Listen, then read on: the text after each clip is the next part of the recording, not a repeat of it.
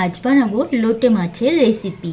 তার জন্য আমি দেখো এখানে কিছুটা লোটে মাছ কেটে একদম ধুয়ে পরিষ্কার করে রেডি করে একটা ঝাঁঝরিতে জল ঝরাতে কিছু সময় রেখে দিয়েছি।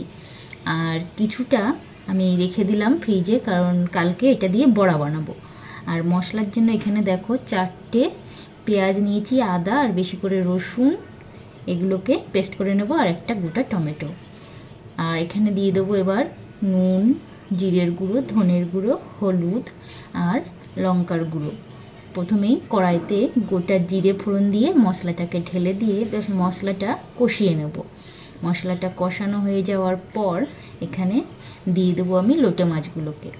মাছটা দিয়ে আমি একটু নেড়ে চেড়ে, মশলাটা যাতে সব মাছগুলোতে মাখানো হয় এইভাবে একটু নেড়ে চেড়ে নেব। আর তারপর এখানে উপরে দিয়ে দেবো টমেটো কুচিগুলো দিয়ে এখানে দিয়ে দেবো একটু ধনেপাতা কুচিও, আর দিয়ে দেবো 2-4টে কাঁচা লঙ্কাগুলো। এগুলো দিয়ে আমি কিন্তু ঢেকে দেব না, কারণ এর থেকে জলও বের হবে অনেকটা। আর জল কিন্তু আমি একদমই দিইনি, কারণ মাছটা থেকে প্রচুর জল বের হয়, তাই জল দেওয়া লাগবে না। আর ঢাকাও আমি দিইনি, তাহলে মাছগুলো কিন্তু গোটা থাকবে না, ভেঙে যাবে। এরপর নামানোর আগে একটু ধনেপাতা আরও বেশি করে দিয়ে দেব। ব্যাস, আজকে রেডি লোটে মাছের রেসিপি। তো এইভাবে কিন্তু একটু বেশি পেঁয়াজ, টমেটো আর ধনেপাতা দিয়ে লোটে মাছ খেতে দারুণ লাগে। তো টাটা।